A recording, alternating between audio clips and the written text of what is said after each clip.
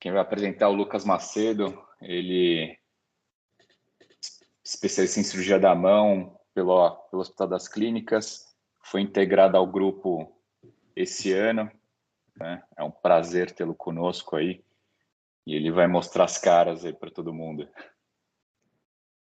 Valeu, João. Posso começar já a compartilhar aqui? Vamos lá. Lucas.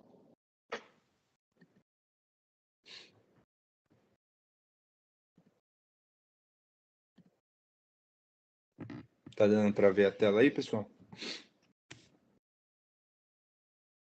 Tá sim. Perfeito.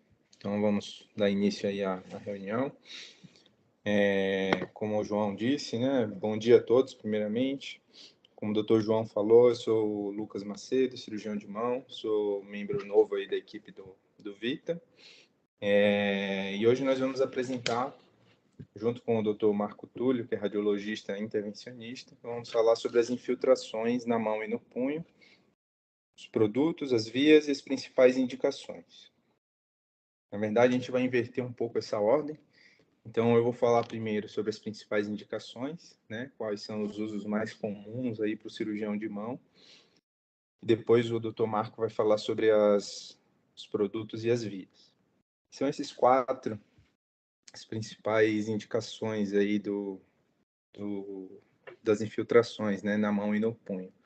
O dedo em gatilho, a tenossinovite Dequervan, a síndrome do túnel do carpo e a risartrose. Então, eu vou falar rapidamente sobre cada uma dessas patologias, e depois entra o Dr. Marco.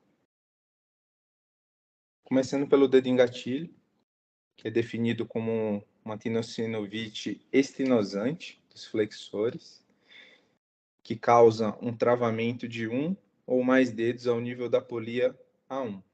Então, aqui no vídeo vocês veem o paciente com um gatilho, ele consegue destravar ao final do movimento.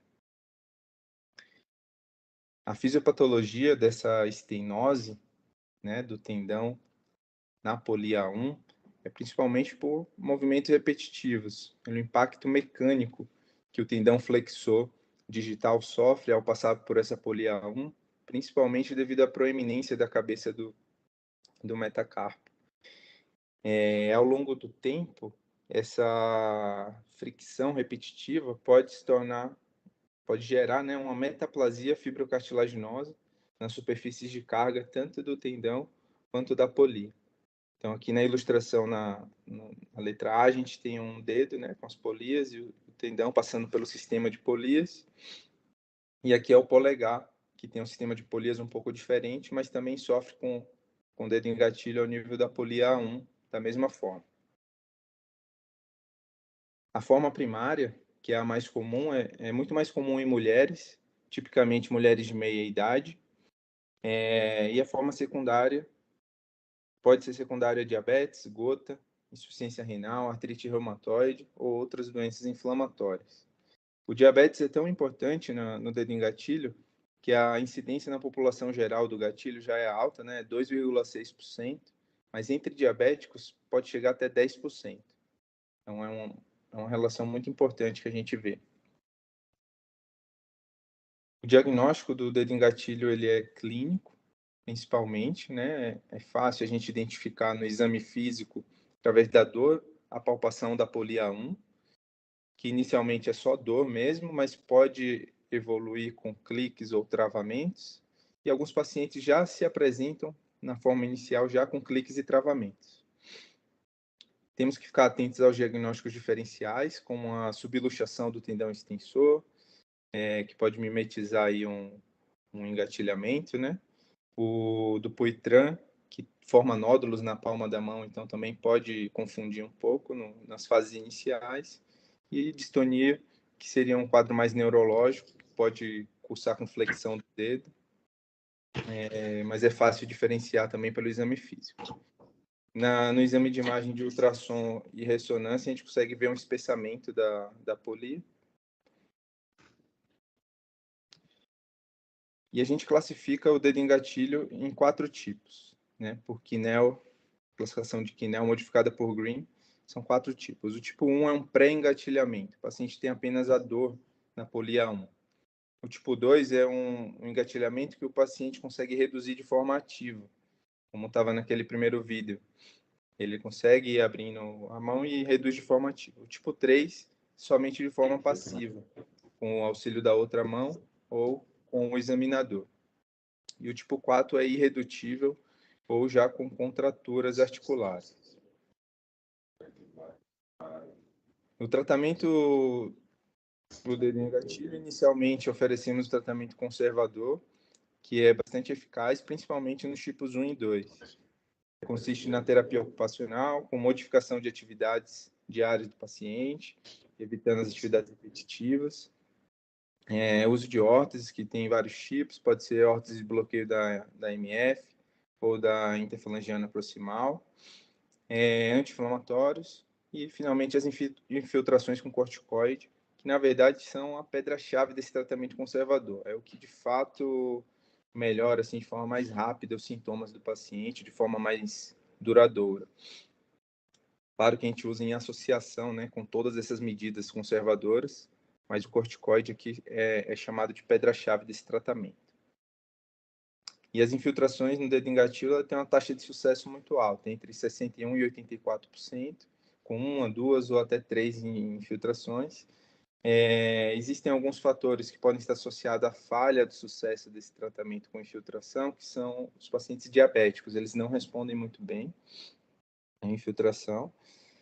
Também aqueles pacientes que já têm uma duração de sintomas muito elevada, eles também não respondem tão bem, e pacientes com múltiplos dedos afetados. O efeito costuma durar entre 4 e 12 meses, é um efeito variável, mas pode durar até de 1 a 3 anos, de acordo com alguns relatos de literatura. Existem 2 formas de infiltrar, né? Ou você vai pela palma da mão mesmo, aqui no nível da polia 1, 45 graus, ou a infiltração midiaxial, entre o osso da falange proximal e o tendão flexor. Essa forma costuma ter menos dor durante o procedimento, né, por ter menos terminações nervosas nessa região. E o tratamento cirúrgico fica reservado para os casos refratários, e costuma ter bons resultados, né? Existe a forma percutânea e a forma aberta, né, da cirurgia. Costuma ter ótimos resultados. Falar um pouco agora da tenossinovite de Quervain, que é uma outra patologia que nós infiltramos bastante, né? É uma tenossinovite também estenosante, só que do primeiro compartimento extensor, né? Onde estão contidos o abdutor longo do polegar e o extensor curto do polegar. Aqui é uma imagem ultrassonográfica do primeiro compartimento, mostrando o processo estiloide do rádio, e aqui a bainha tendínea, né, que contém o abdutor longo e o extensor curto do polegar. E é uma imagem ilustrativa, mostrando também aqui os 6 compartimentos extensores e o mais radial deles, que é o primeiro compartimento extensor, com a proximidade importante aqui do processo estiloide do rádio, o que vai predispor a essa fricção também e vai gerar inflamação. A fisiopatologia, então, essa estenose, né, ocorre devido a movimentos repetitivos também, principalmente de abdução do polegar, desvio ulnar e extensão do punho. É muito comum com pessoas que digitam muito no celular, mas tem uma particularidade na tenossinovite de Quervain, que tem muitas variações anatômicas, né? Tendões extranumerários, o que pode aumentar o conteúdo ali do espaço, né? E ter mais risco de inflamação e de dor no compartimento. Então, se você for ver na literatura, menos de 20% dos pacientes têm anatomia que é considerada normal, né? Que é um abdutor longo e um extensor curto dentro de uma bainha. Então, o normal não é tão normal assim. Essa imagem aqui foi cedida por um colega, o Dr. Veronese, que foi fellow do Vita também, que é de um paciente com 5 fitas do abdutor longo do polegar. Eu achei interessante trazer aqui. Mas geralmente a gente vê 2 fitas, 3 fitas. É difícil um paciente que tenha somente uma fita do abdutor longo e uma fita do extensor curto. Também é muito mais comum em mulheres, em torno da quinta, sexta década, mas tem um grupo que chama bastante atenção, que a gente vê muito no consultório, que são as gestantes, as mulheres no puerpério e as lactantes, né? Por alguma questão hormonal, essas mulheres têm muito essa questão da tenossinovite de De Quervain.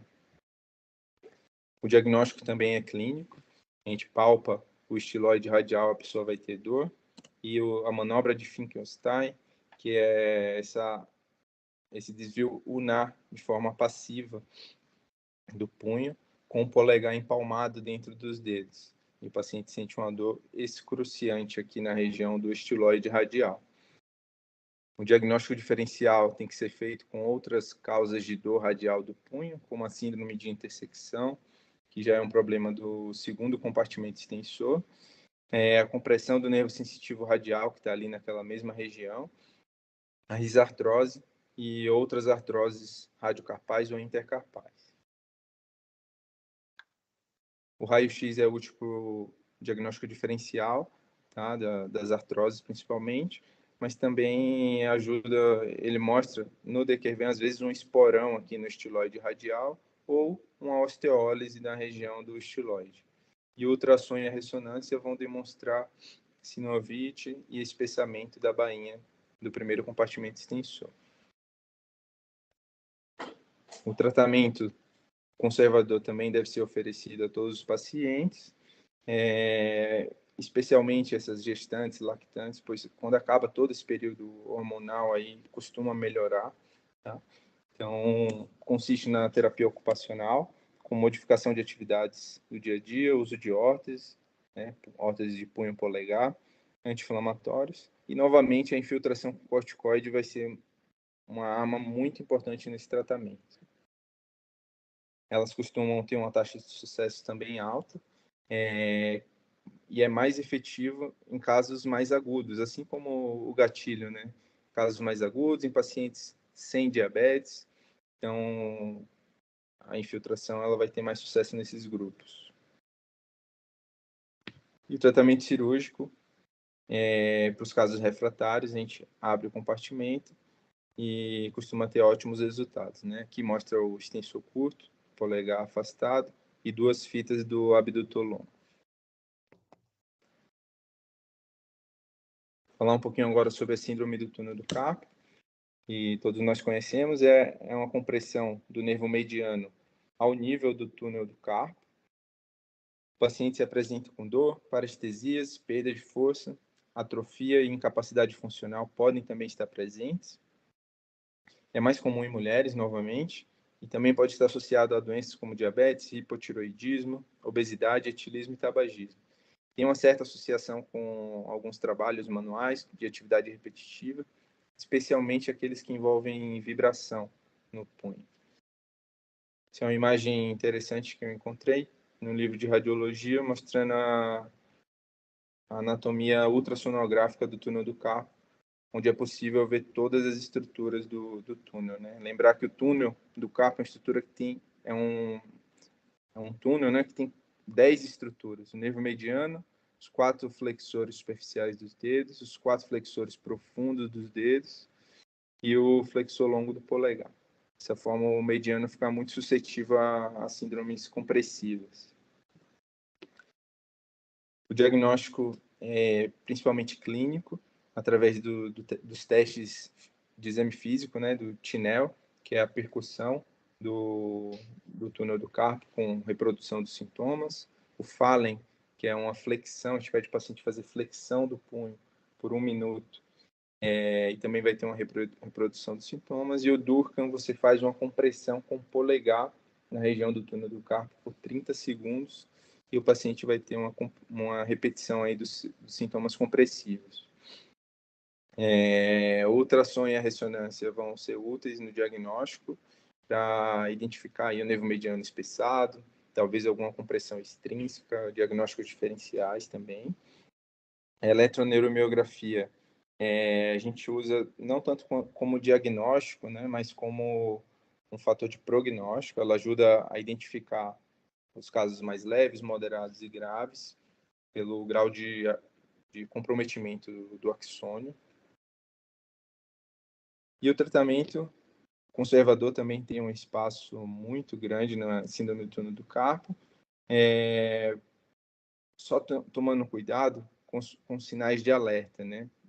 Então, os pacientes que já se apresentam inicialmente com atrofia tenial, tem eletroneuro com padrão de acometimento axonal grave, ou que tem suspeita ou comprovação de alguma compressão extrínseca, esses casos temos que já ser mais agressivos e tratar de forma cirúrgica. Os outros casos, a gente pode sempre tentar um tratamento conservador, que consiste também na terapia ocupacional, com a órtese de punho em neutro para uso noturno, com um resultado muito bom. Os exercícios de deslizamento de nervo, uso de anti-inflamatórios não hormonais quando não tem contraindicação, e as infiltrações de corticoide, nesse caso, não é tão consensual como no gatilho e no Dequevan, como eu vou mostrar no slide seguinte, que é uma ressonância mostrando uma compressão extrínseca do mediano devido a um cisto sinovial volar. Tá? Então, são casos que o tratamento conservador não costuma ir tão bem assim. Então, como eu falei, os corticoides no túnel do carpo infiltrados, né, eles não são tão consensuais entre cirurgiões de mão. Isso porque a maioria dos estudos mostram que o alívio dos sintomas ele até ocorre, mas é por curto prazo, no máximo em 4, 6 semanas. Por outro lado, mesmo esse alívio temporal, ele pode ser um bom fator prognóstico para uma liberação cirúrgica de sucesso. Então, às vezes a gente usa a infiltração para aliviar ali o paciente transitoriamente e saber que é um paciente que vai ter uma boa resposta à cirurgia. Existe um estudo que mostra que a infiltração do túnel do carpo tem uma taxa de acerto um pouco preocupante, né, de 75%. Um estudo com 756 pacientes, eles sempre que iam abrir o túnel do carpo, eles faziam uma simulação com agulha, né, como se fosse infiltrar, mas não infiltrava. Então, eles abriam o túnel do carpo e checavam onde que estava essa agulha. E 8% das agulhas tinham penetrado o próprio nervo mediano. Então, isso é um pouco preocupante quando não se usa uma técnica guiada, né, por ultrassom. Existe esse risco aí de penetrar o nervo mediano. Claro que com a curva de aprendizado e conhecimento anatômico, isso é minimizado, mas temos que considerar esse risco nas infiltrações do túnel do carpo, né, devido à proximidade do nervo mediano com todas as estruturas, principalmente no contexto de compressão. E aqui a técnica de infiltração, que você tem que angular a agulha bastante, em torno de 30 graus em relação ao eixo do antebraço, entrar unar ao palmar longo para evitar ali os ramos sensitivos do radial, né? O ramo sensitivo do mediano, desculpa. Inclinar levemente para a radial e palpando aqui, você pode infiltrar primeiro a lidocaína, que não é tóxico ao nervo, né? Então, você infiltra a lidocaína, se você sentir um abaulamento aqui com o outro dedo, é sinal de que você não está dentro do nervo. E aí você pode infiltrar o corticoide posteriormente. E o tratamento cirúrgico vai ser reservado para os casos refratários ou aqueles casos que na forma inicial já tem sinais de gravidade. Também costuma ser um tratamento bom, pode ser de forma aberta, né, com incisão longitudinal aqui no punho, ou de forma percutânea com uma pequena incisão transversa, não percutânea, desculpe, endoscópica, né, com pequena incisão transversa e aí, com a introdução da câmera, pela própria câmera a gente consegue acionar uma lâmina, né, e essa lâmina a gente vai cortando o retináculo de forma bastante segura e eficaz também, de uma forma minimamente invasiva. Por último, vamos falar da risartrose, que é uma artrose, né, da articulação entre o trapézio e o primeiro metacarpo. que causa muita dor na região tenar, na base do primeiro meta, e uma dificuldade do paciente em realizar movimentos de pinça com o polegar. Também afeta mais mulheres, né, na meia-idade. É também uma causa de limitação importante na população idosa, mas vem aumentando também na população um pouco mais jovem devido ao uso intenso aí do celular, é uma coisa que todos temos observado. Tem uma associação importante, né, 30% com síndrome do túnel do carpo, então geralmente é uma patologia que pode vir combinada. E o diagnóstico, mais uma vez, é clínico e radiográfico, né? Na clínica, a gente palpa a região tenar e o paciente vai ter dor, a região dorsal da articulação trapézio metacárpico, e tem esse teste aqui que está ilustrado no vídeo, que é o grind test. Palpando o metacarpo, a gente faz uma compressão e circundação e reproduz a dor do paciente na região articular. E além disso, o paciente vai ter dor ao realizar qualquer movimento de pinça um pouco mais forte com o polegar. No raio-x, através do AP polegar e o perfil de Robert, que é essa incidência aqui ilustrada, né, com o punho pronado, o dorso do polegar apoiado e o raio direcionado para a articulação, a gente consegue ter uma boa visualização da articulação trapézio metacarpal. Outros exames diagnósticos podem ser usados, mas não são tão corriqueiros na nossa prática clínica, como o ultrassom Doppler, que ajuda a ver o grau de sinovite ali da articulação, a tomografia e ressonância seriam mais para os casos mais de difícil diagnóstico ou de tem a suspeita de outros diagnósticos diferenciais. Existe uma classificação radiográfica de Eaton. No tipo 1, um raio-x é normal, ou tem apenas um leve alargamento do espaço devido a uma sinovite. No tipo 2, você tem um estreitamento leve da articulação e você tem já a presença de osteófitos, só que são osteófitos pequenos, menores do que 2 milímetros. No tipo 3, você tem osteófitos maiores do que 2 milímetros e o espaço está mais afilado, mais estreitado. E no tipo 4, além de todas essas alterações, você tem acometimento de outras articulações, como a escáfo trapézio, escáfo trapezoide ou trapézio trapezoide. Tratamento da risartrose, independente de qual seja o estágio, a gente sempre tenta um tratamento conservador de forma inicial, porque ele costuma funcionar bastante para alguns grupos de pessoas. Esse tratamento consiste na terapia ocupacional, no fortalecimento de intrínsecos, mas o que faz bastante diferença é o uso de órtese e a modificação de atividades. É o paciente poupar a articulação que causa dor. Tá? O que às vezes é muito difícil, né? Pois é uma costureira ou um dentista, uma doméstica, uma pessoa que usa muito ali a mão o tempo todo. Nem sempre é fácil fazer essa modificação de atividades, mas é o que trata aí o problema, né, de forma conservadora, né? E as infiltrações também têm um papel importante, tanto de corticoide como de ácido hialurônico, né, por ser uma articulação. Nesse caso aí temos mais uma opção de infiltração, como o Marco vai falar mais para frente. O tratamento cirúrgico na risartrose, nas fases mais iniciais, pode ser tentado reconstruções ligamentares e osteotomia da base do primeiro meta, mas isso aqui, ó, quase nunca a gente faz, é muito raro, porque nas fases iniciais os pacientes respondem bem ao tratamento conservador. Então, quando nós operamos, geralmente é a trapezectomia associado com algum tipo de suspensoplastia. Como podemos ver aqui na figura, né, o trapézio foi ressecado inteiro, e aqui tem uma âncora na base do segundo meta, que está usando para fazer a suspensoplastia, e no caso eu gosto de fazer com o abdutor longo do polegar, com uma das fitas do abdutor. Ele vem aqui, ó, e forma como uma suspensoplastia, evitando a migração proximal do primeiro meta.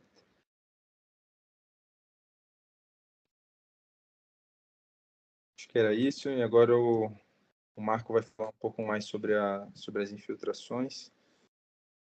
Então, O objetivo foi mais dar um pano de fundo aí para o Marco falar.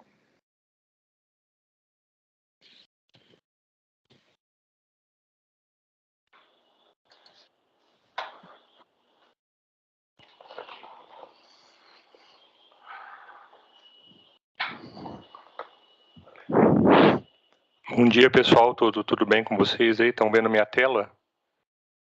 Sim, Marco. Tá tudo certo aí? Estão vendo minha tela? Sim, Marco, estamos vendo. Então tá bom, vamos lá.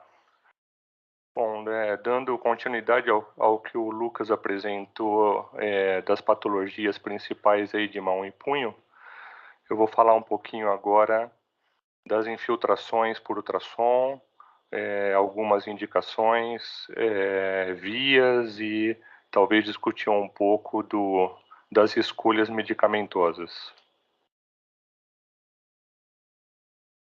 Vou agradecer a ajuda dessa aula aí do Lucas, do Fernando, né, que contribuíram para que essa aula fosse construída.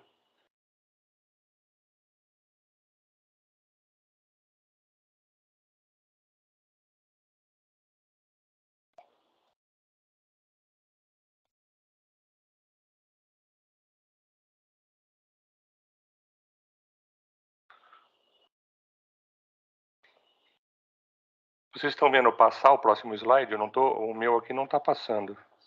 Não, Marco, não está passando para nós também.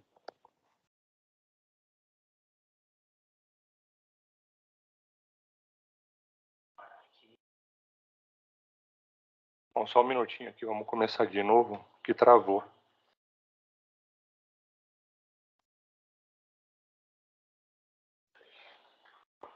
Passou o próximo? Vocês estão vendo, né? Estamos.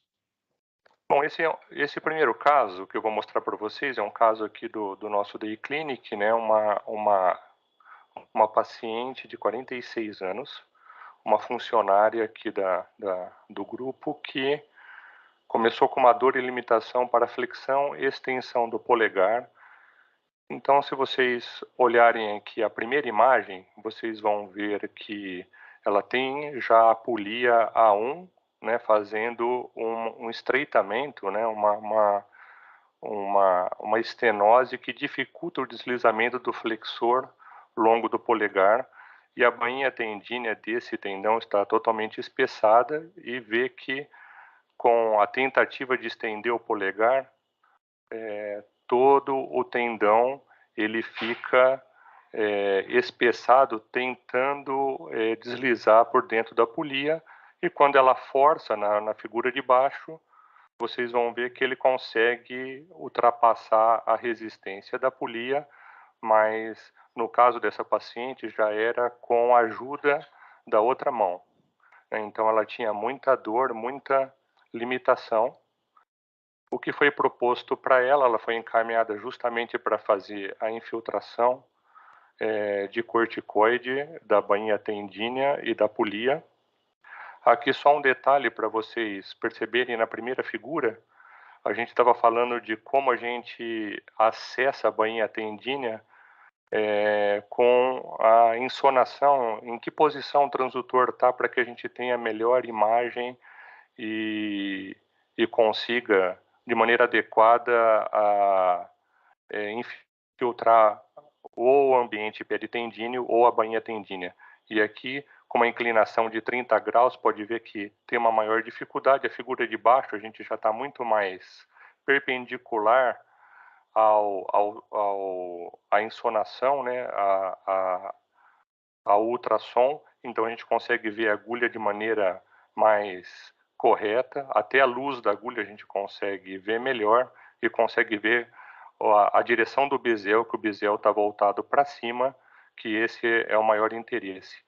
Então aqui na figura a gente mostra isso. Quanto mais perpendicular a agulha a gente entra em relação ao feixe do ultrassom, né, e quanto mais paralelo ao próprio transdutor, ao maior eixo do transdutor, melhor a gente consegue essa imagem da agulha, que vocês podem ver que tem essa reverberação de várias imagens lineares que é quando a gente está conseguindo obter a melhor imagem da nossa agulha.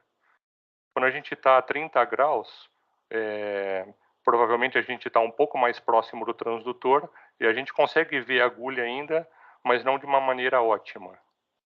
E quanto mais perto do transdutor a gente faz a nossa entrada da agulha, ou seja, mais oblíqua ou quase perpendicular ao plano da pele, fica muito difícil a gente enxergar todas as estruturas anatômicas e o trajeto da agulha, então tendo o risco da gente poder uma injúria e acabar puncionando alguma estrutura indevida. Bom, para a gente ter toda essa estrutura, eu acho que é necessário a gente falar sobre o parque tecnológico, o que a gente tem que ter, sala adequada, né? Quanto mais a gente faz em estruturas improvisadas ou com aparelhos portáteis, mas em salas não preparadas, a gente tem maior dificuldade.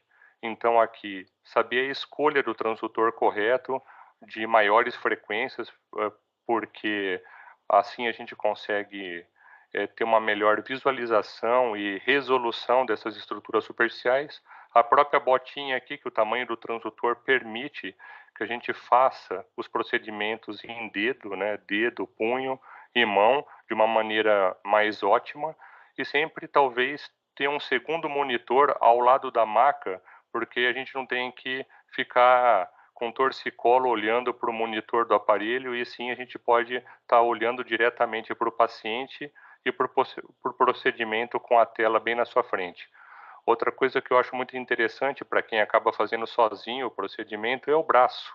Esse braço aqui do ultrassom, ele tem uma polia retrátil, então mantém o transdutor aqui com a capa para sepsia, antisepsia, fora do contato aqui do paciente, e você só traciona quando você precisa do ultrassom para fazer o procedimento.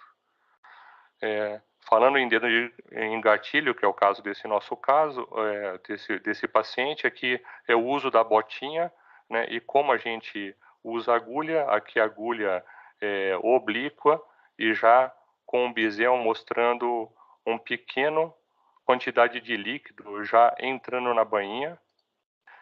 Existe uma possibilidade de você conseguir ficar o mais paralelo do eixo longo aqui do transdutor, como a gente está vendo nessa simulação, que é entortar a agulha. Isso daqui, existem agulhas, principalmente na Europa, existe essa agulha que a gente já vem com uma curvatura de 140 graus, algumas de 120 graus, e aqui o que eu faço, eu acabo entortando a agulha para que a gente consiga entrar na pele, na bainha tendínea, ou junto à polia, o mais paralelo aqui ao tendão. Então, isso que vocês estão vendo aqui no vídeo, ó, a gente acessa a bainha tendínea bem espessa.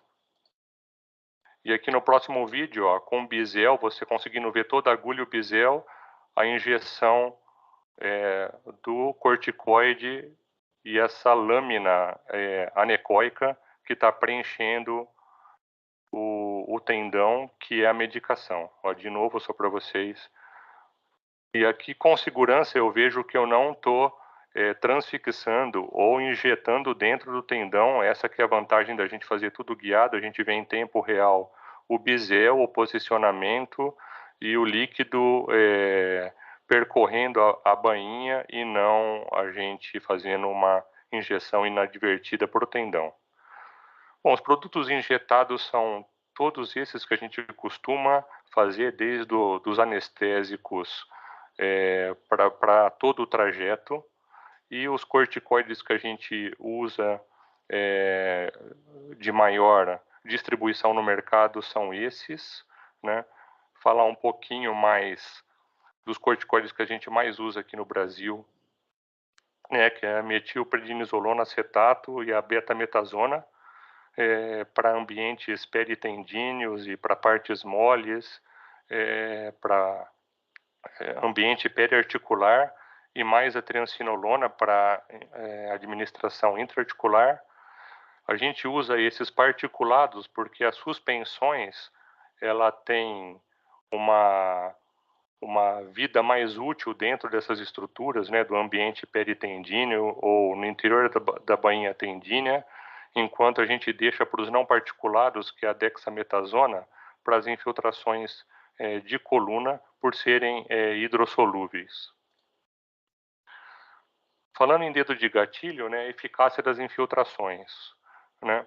Aqui mostra a eficácia após primeira infiltração com apenas o corticoide, né, sendo até em 6 meses, né, com 94% de eficácia, 90% em 1 ano e 65% em 18 meses, sendo que as infiltrações às cegas, mesmo sendo uma estrutura superficial, pode ver que a taxa de sucesso é muito pequena, por volta de 44%. Esse aqui é um trabalho de Bodor, né, que mostrou essas estatísticas aqui de infiltrações à cega versus as infiltrações guiadas por ultrassom. E esse trabalho do Calegari mostra que com a administração do ácido hialurônico, que agora você faz uma primeira infiltração com corticoide e depois de 10 dias ou 2 semanas, você faz o reforço com ácido hialurônico, sendo que você tem melhores resultados a longo prazo, em que a persistência desse resultado de melhora da dor e melhora da função, o 90% em 1 ano, possa chegar até 71% em 3 anos. Então, esse é um trabalho mostrando a adição da infiltração do ácido hialurônico 10 dias ou 2 semanas após a primeira infiltração do corticoide. Os corticosteroides a gente tem que tomar um certo cuidado, a gente sabe que ele pode ser usado intraarticular, peritendíneo, perineural, como a gente comentou, mas tomar cuidado que alguns corticoides que são mais indicados para uso intraarticular, se eles são usados em ambiente peritendíneo, peribursa, principalmente em estruturas muito superficiais, pode ocorrer atrofia e despigmentação da pele, né?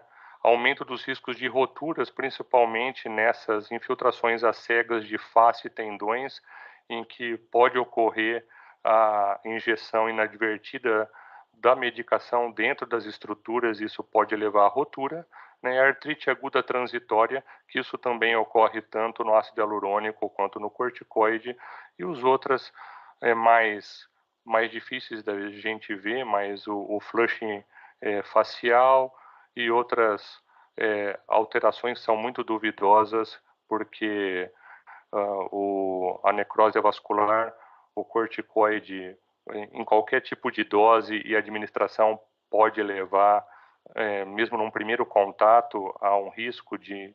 E a condutoxicidade está mais relacionado, talvez,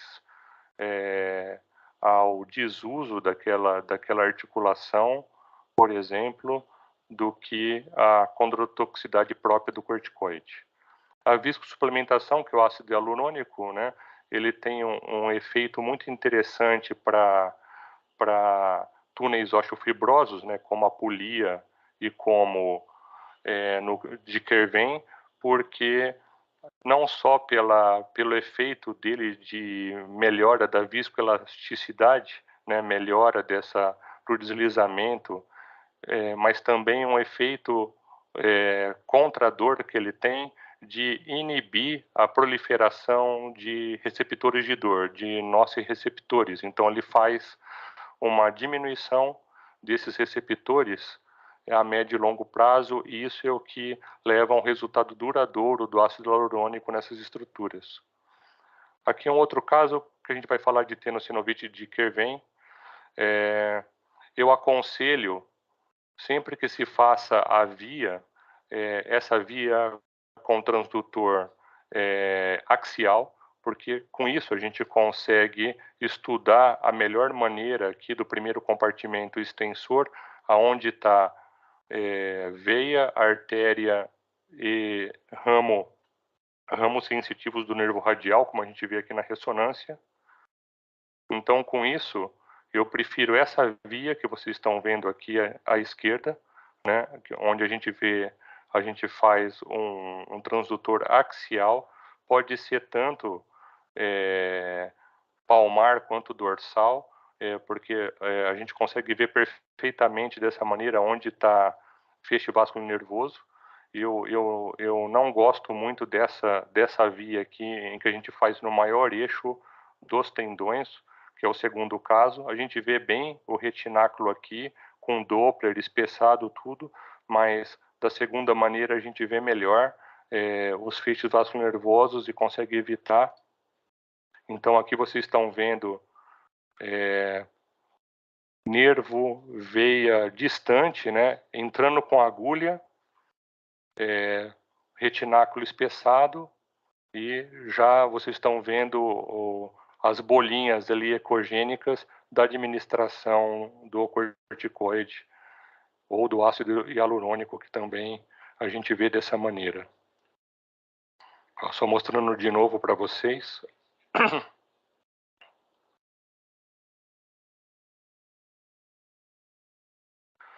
A tenossinovite de Kervin, a eficácia esperada das infiltrações em relação ao que o Lucas falou sobre o tratamento conservador.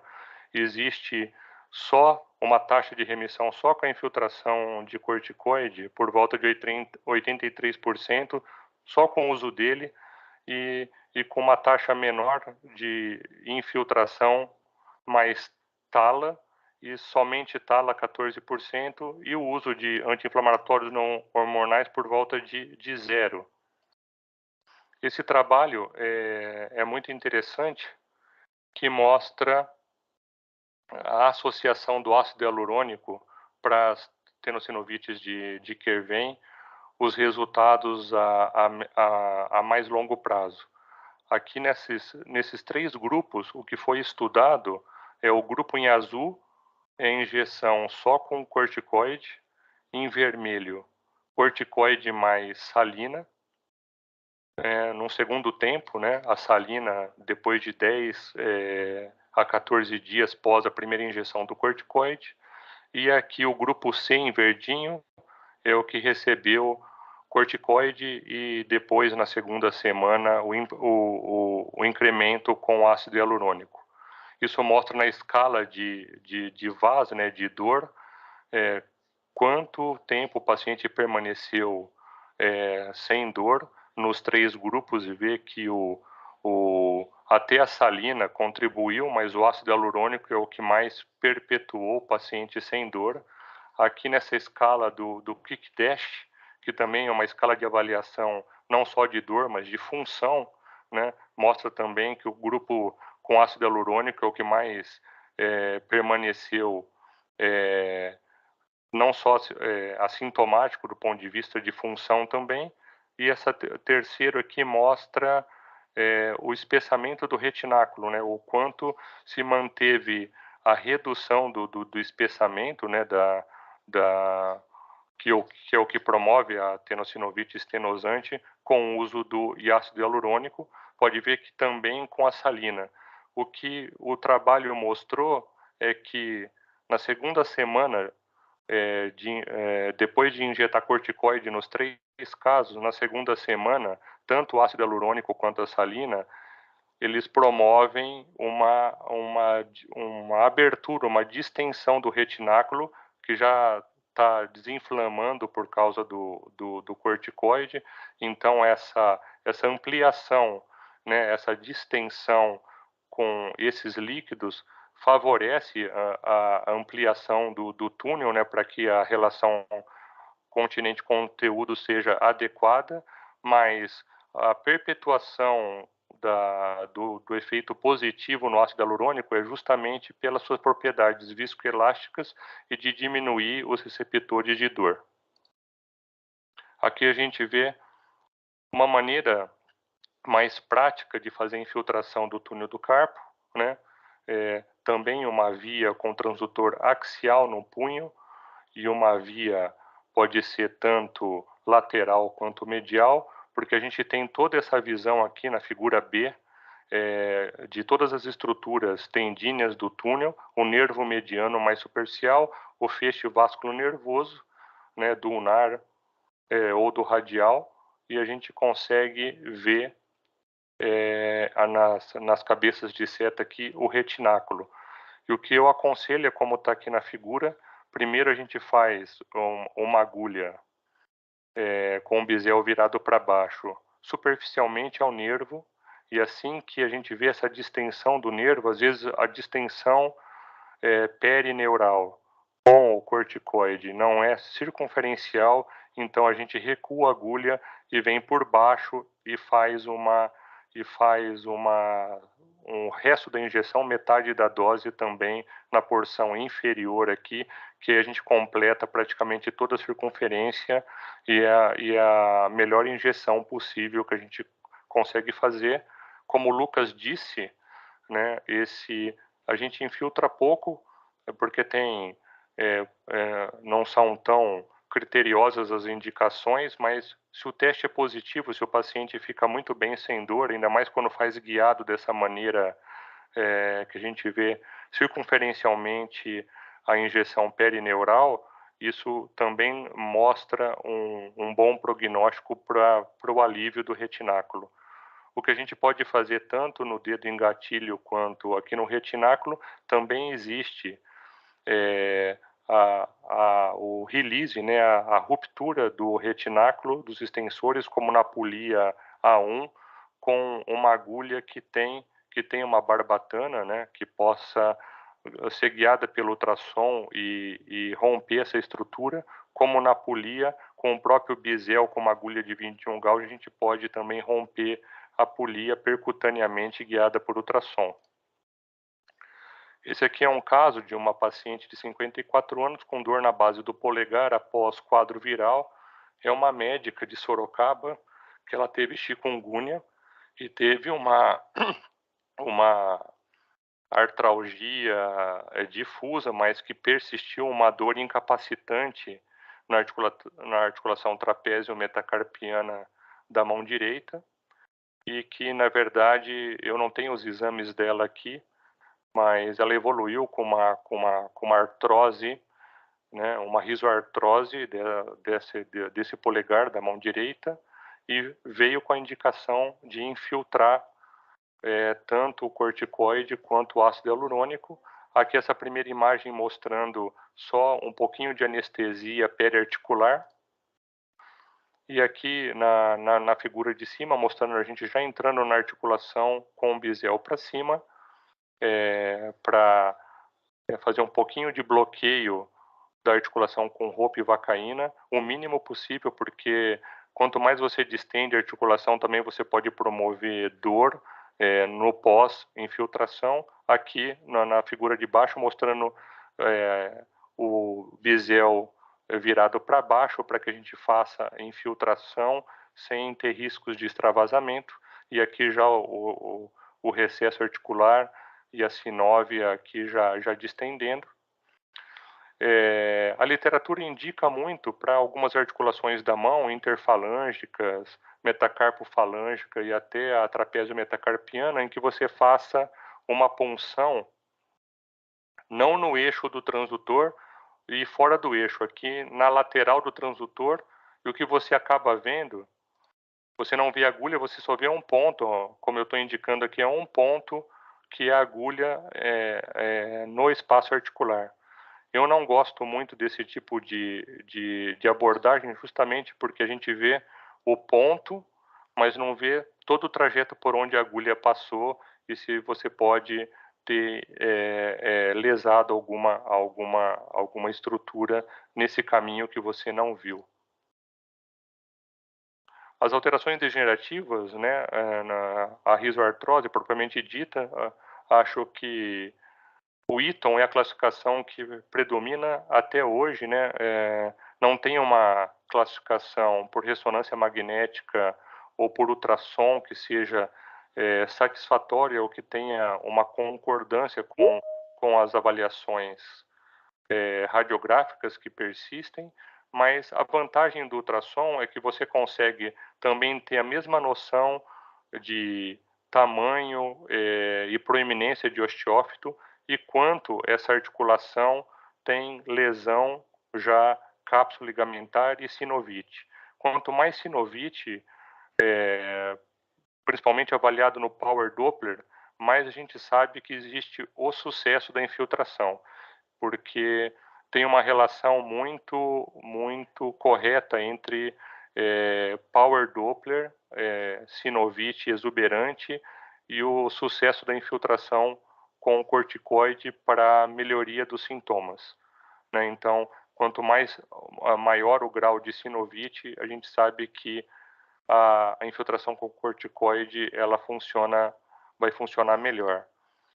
E aí tem vários, tem esse de 2019, tem um recente de abril de 2021 que fala sobre a análise sistemática, né, essas revisões sistemáticas de meta-análise para saber o que é válido injetar na articulação trapézio-metacarpiana, e na verdade essas revisões mostraram que existem falhas, né? Não se sabe se infiltra corticoide, se infiltra o ácido hialurônico, que tem resultados de melhora na escala de dor no VAS, num curto período, né, de até 6 meses, só que não se sabe a eficácia realmente disso, baseado que todos esses trabalhos não teve um grupo controle, né, com pacientes que não foram injetados e como eles evoluíram com tratamento conservador versus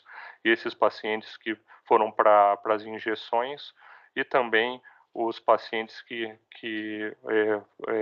foram duplo cego e tiveram placebo. Então, essa é a crítica dessas meta-análises.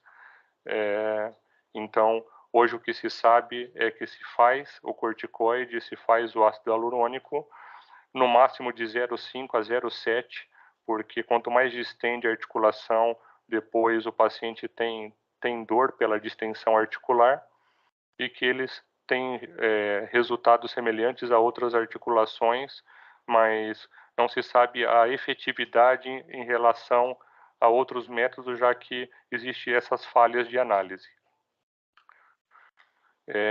No punho, as articulações não são grandes e também não tem essa liberdade de ter espaços articulares distendidos com tanto líquido como a gente está vendo aqui, né?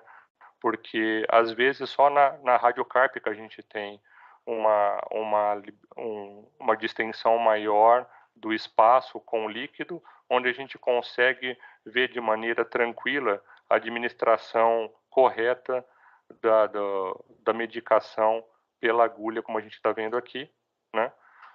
Outra coisa que a gente tem muito no punho são os cistos, né? Os cistos gangliônicos e os artrosinoviais. Aqui mostrando a técnica correta do que a gente deve fazer, né?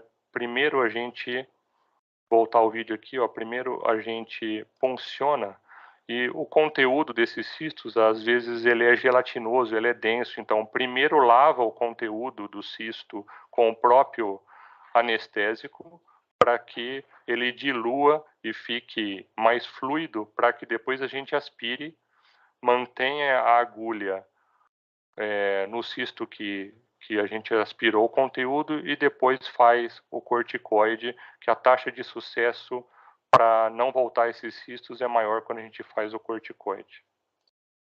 Então, só lembrando aqui que o conteúdo desses cistos pode ser gelatinoso dessa maneira, então vale a pena, quando você não usa uma agulha um pouco mais grossa e mesmo assim não consegue aspirar, vale a pena tentar lavar para depois conseguir aspirar o máximo possível, porque quanto menos líquido, menos conteúdo sobrar, melhor o efeito da medicação do corticoide que você vai colocar dentro do cisto.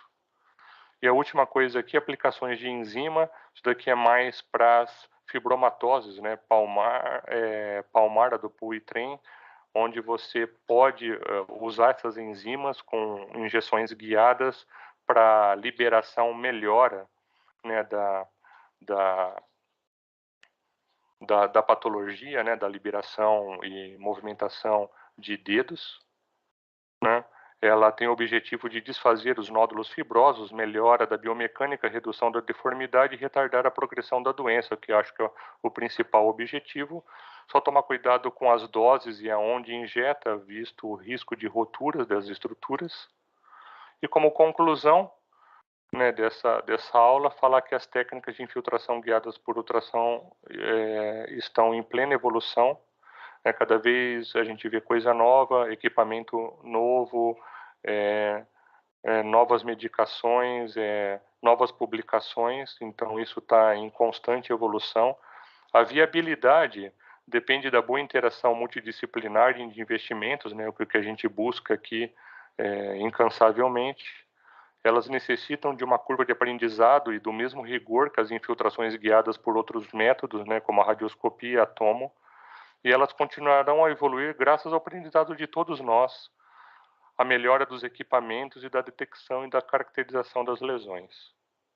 Então é isso aí que eu tinha para falar para você. Muito obrigado.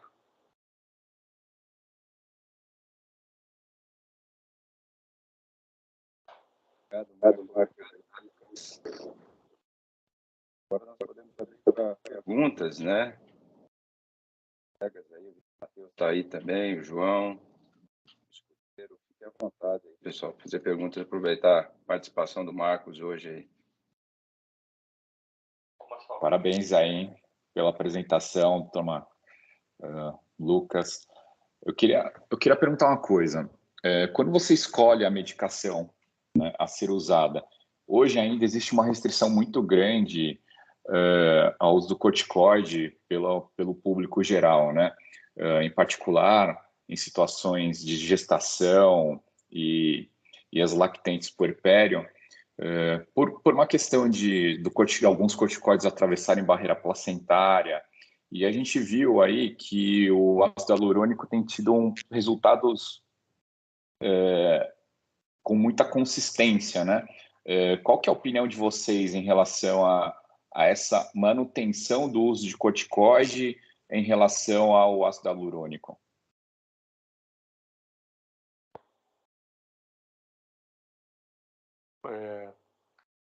Estão me ouvindo?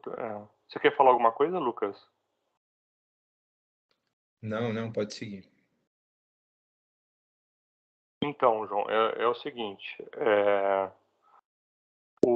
daquela tabela de corticoides que eu coloquei, a gente tem o hidrocortanzil, que é um corticoide que é prednisolona e a prednisona, em que o uso dele local, né, para bainha tendínea e articulações, seria o único indicado e seguro para pacientes na gestante. Mas eu sei que a gente não tem essa droga aqui. A gente não tem essa droga aqui para uso injetável. A gente só tem via oral. A gente tem essa droga nessa apresentação injetável só na Europa. E isso é uma pena, né? O que se estuda hoje para essas pacientes que ainda está em avaliação são as proloterapias, né, o uso da dextrose, mas o que está mais em uso e mais creditado, né, o que mais é o ácido hialurônico, que ele realmente, por essas propriedades de viscoelasticidade e tropismo negativo, né, dos nossos receptores, ele leva a uma melhoria do quadro clínico de maneira mais persistente, mas o processo inflamatório da bainha tendínea e do túnel ósseo-fibroso do retináculo, ainda existe uma melhora mais inicial, potencial com o corticoide, mas na substituição puramente com ácido hialurônico, isso é uma opção.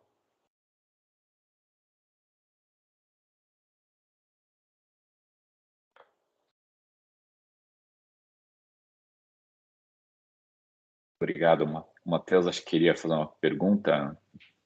Eu levantei a mão aqui.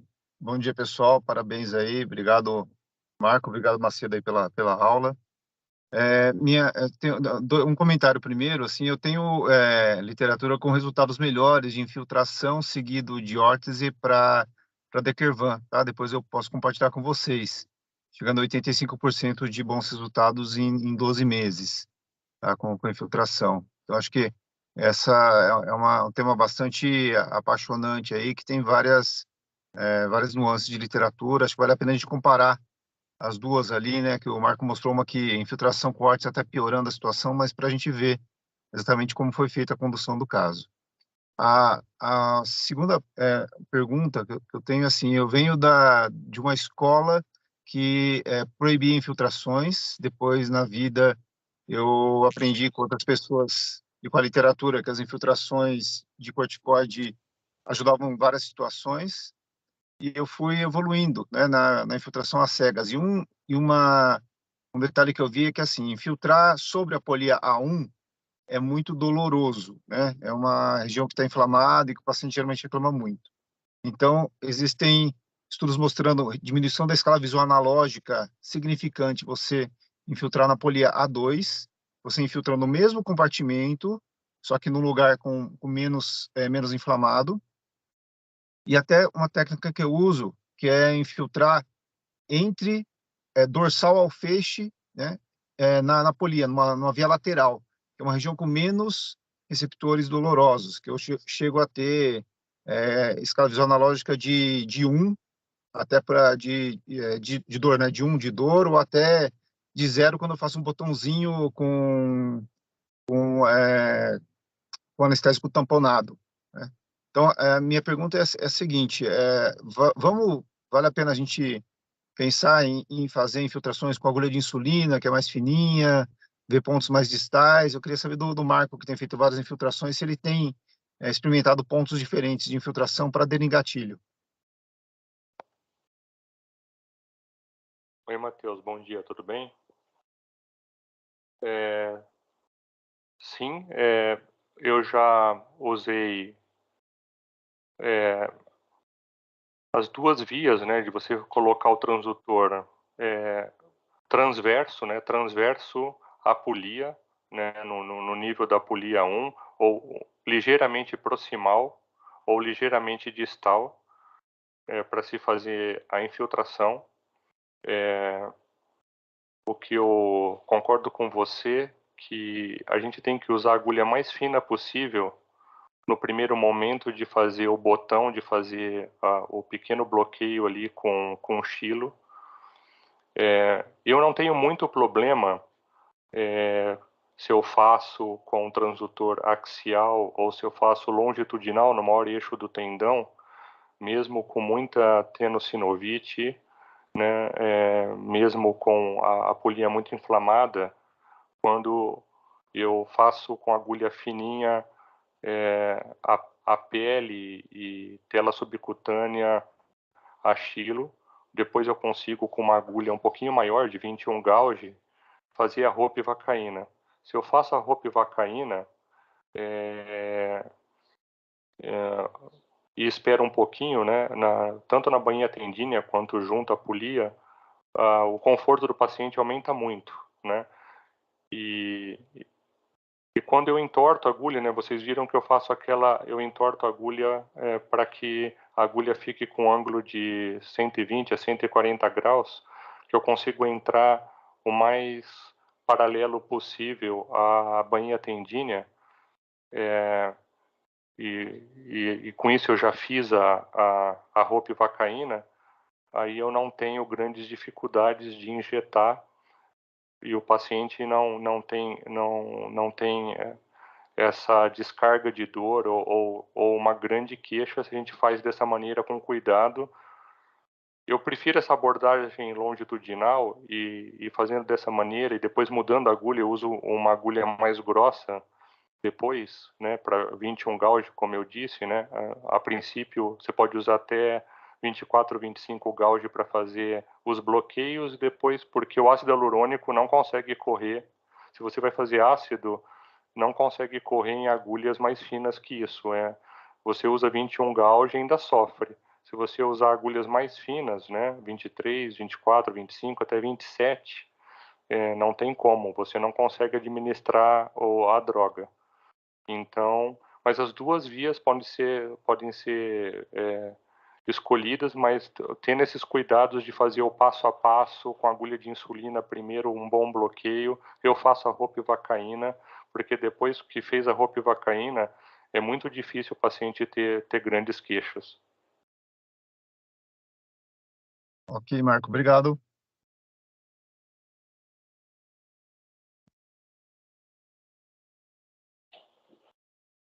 Pergunta mais, pessoal. Marco, só para aprendizado aqui de todos, e principalmente dos mais jovens, assim, você nas infiltrações de Dequervem, nervo mediano, você não utiliza a triancinolona, é isso? Não, Alípio, eu não uso. Eu não sei se eu deixei claro, mas então vamos reforçar. Eu não uso triancinolona fora do espaço articular.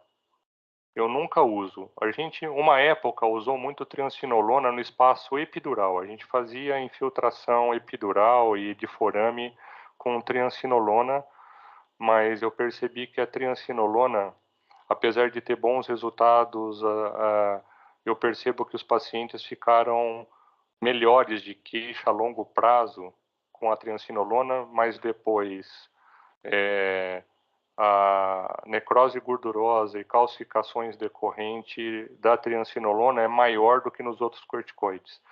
E fora do ambiente articular, quando ela está intraarticular, que é o melhor resultado, e ela foi projetada para isso, se você faz triancinolona junto à bursa, periarticular, peritendíneo ou de bainha, ainda mais na mão e punho, que é muito superficial, dá atrofia de pele, de tela subcutânea e dá manchas hipocrômicas na pele que o paciente acaba depois se queixando dessas alterações, fora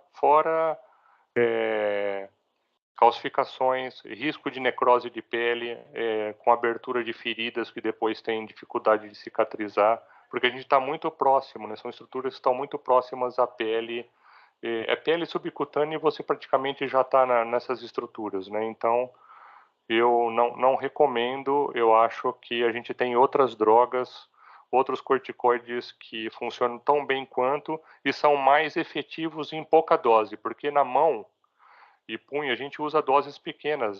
Meio ml de triancinolona não é tão efetivo como meio ml das outras metilprednisolona, betametasona que a gente usa. É isso aí, só para complementar o Marco, a triancinolona é proscrita para infiltrações de tendões superficiais, inclusive pelo aumento do risco de ruptura de tendão também. Além de todas as alterações estéticas ali, as complicações de ruptura tendínea, a maioria delas está relacionada ao uso do triancil. Obrigado, Marco. Obrigado, Matheus. O Carlinhos levantou a mão. Carlinhos, alguma observação, alguma pergunta? Bom dia, pessoal. Parabéns aí pelas apresentações, ao Marco, ao Lucas e ao Fernando. A minha pergunta é a seguinte: a gente, na ultrassonografia, consegue, no Dequervan, na avaliação do retináculo, mostrar que esse retináculo pode ter um único lúmen ou pode ter um duplo lúmen, e que às vezes o tendão inflamado ou é o extensor curto ou é o abdutor longo. A minha pergunta é se essa informação pré-operatória ou antes da infiltração, ela é relevante e ela pode alterar alguma coisa na conduta, né, na cirurgia ou na infiltração. Ô Carlinho, tudo bem? Bom dia. Não, muito bem observado. Eu até esqueci de falar sobre esse tipo 2, né, do retináculo tipo 2, que é justamente isso, ele forma um septo, que acaba individualizando os compartimentos, né? Acaba dividindo o primeiro compartimento extensor em dois. E às vezes no ultrassom dinâmico a gente vê isso perfeitamente, que um deles, né, ou o extensor curto do polegar, o abdutor longo, um deles é o que tá doente e o outro não. Às vezes podem estar os dois mesmo com esse tipo 2, que tem esse septo, né, tem essa divisão. E é super útil essa informação, porque você pode fazer uma injeção inadvertida se você escolhe entrar dorsal ou volar, né? Aí você injeta no compartimento errado, porque ele não vai progredir a medicação para o outro. Então, você tem toda a razão, é isso, a gente tem que olhar com calma. Mesmo às vezes sendo do tipo 2, que tem o septo, os dois estão acometidos, a tenossinovite tenusante é dos dois tendões, mas às vezes não, é de um só. Aí a gente tem que entrar, né? Se eu faço aquela via com transdutor transverso, né, axial, eu tenho que entrar no compartimento acometido.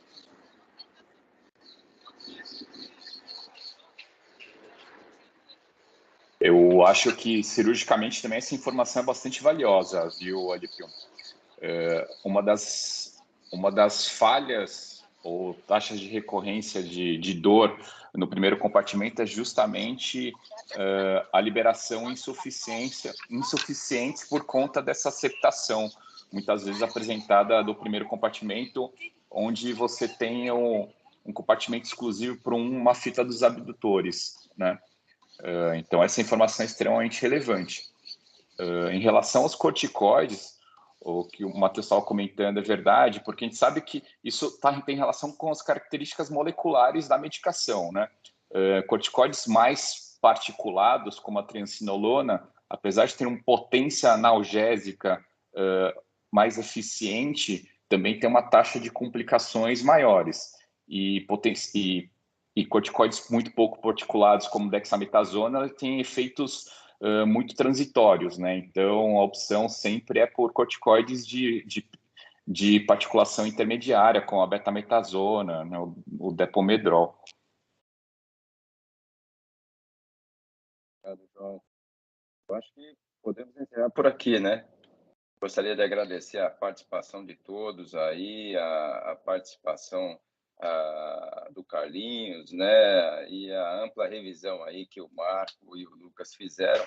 Só um lembrete, essas reuniões estão sendo gravadas, né? E eu já estou tentando uma via aqui, até por cobrança até do Matheus, e de a gente dar acesso posteriormente a quem quiser revê-las e tudo mais, que hoje realmente esse acesso é restrito aos médicos, aos colegas que têm e-mail Fleury, mas nós estamos aí numa tentativa de liberar acesso para os demais colegas após um cadastro. Tá? Eu gostaria da presença de todos aí. Vamos conseguir, viu, Matheus? Um pouquinho mais de paciência. Aí, então, no crescimento da equipe tem que ter material para formar, e esse material é muito rico, e isso que a gente está fazendo aqui não tem nos livros. Valeu, Matheus. Exatamente. Obrigado a todos aí. Grande abraço, viu? Valeu, pessoal. Obrigado aí. Obrigado. Bom dia. Todos aí, Bom dia a todos. Bom dia a todos. abraço.